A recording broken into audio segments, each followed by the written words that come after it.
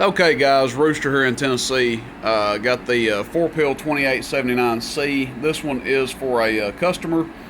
This one's for Corey. He's already bought a 100 amp power supply set at 14.5 volts. We're going to test this one a couple different ways. I'm going to test it at 15.5, which is where it's at right now, and then we'll knock it down to 14.5, and we'll do like a max output test, and then we'll drive it with what I recommend driving into it. Now, my little 2-pill 1446 here, it acts kind of crazy on high sometimes. Sometimes the relays kind of buzz a little bit on high. It's been through it, and but it doesn't do it on low. So usually when I use this guy, I just test it on low, but I will test it on high just to show you what this amp is capable of doing. Absolute max output. Now, we're going to be swinging like 240 watts into it, and I don't recommend that much.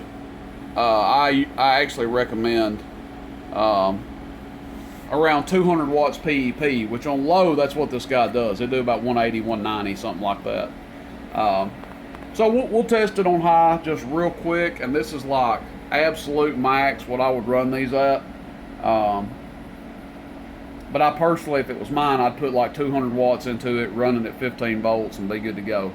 But a lot of people out there are showing these big numbers, and they're like, well, why don't you ever show the Fatboys doing these kind of numbers? Well, today I will show a Fatboy doing some pretty good numbers.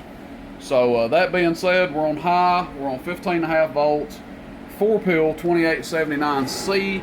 If you hear my little driver back here buzzing, just know, yes, I know it does that. It doesn't do it on low, it just does it on high. I messed it up one time and it hadn't been quite right since. So 1,000 watt slug, average power first. Hello, are you? About 575 average. Hello, 1,000 in the corner on peak. So pretty good numbers there. We'll go to low and show you what difference it makes. We'll have to readjust our dead key, I'm sure. That's not too far off. Okay. We'll show you what's drawing here on low too. I should have showed what it was drawing on high, but on low, 80 amps. Still getting with it pretty good. Again, that's 15.5 volts. Now keep in mind, we were on high swinging about 240 or so in. Now we're doing about 185, 190. Show you the difference that it makes. This is average power, bottom scale. Hello, are you? So we lost, what, 100 watts average. Still doing about 480 average.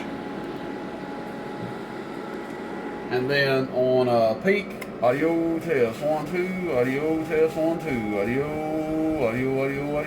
Still 1,000 watts PEP. Now that's on 15.5 volts. We're going to crank it down. Now, being that he's going to run lower voltage, he can get away with running a little bit more drive into it if he so chooses to. But that's all up to him. Let's see what we're drawing here. Hello. So not quite as many amps, about 75. That's the driver and the 4-pill, obviously. Little driver still on low.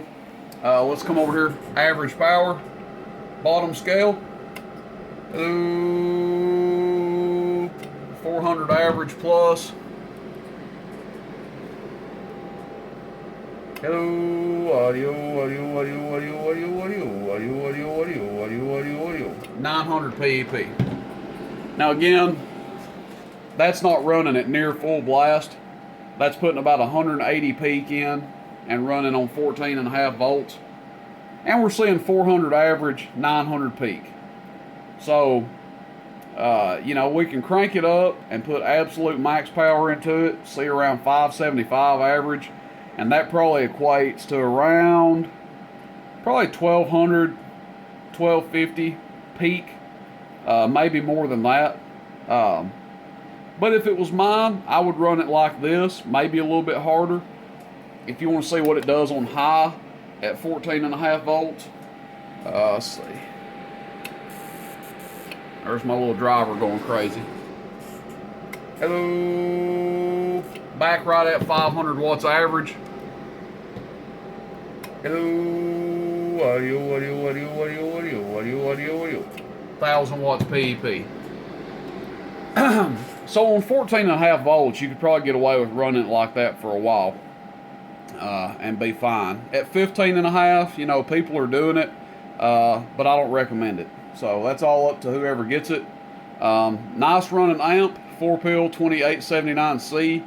Hopefully have some more of these in soon. I think I've got a couple that are on back order, already been prepaid for. So that being said, everybody have a good day. Rooster in Tennessee. Questions, comments, complaints.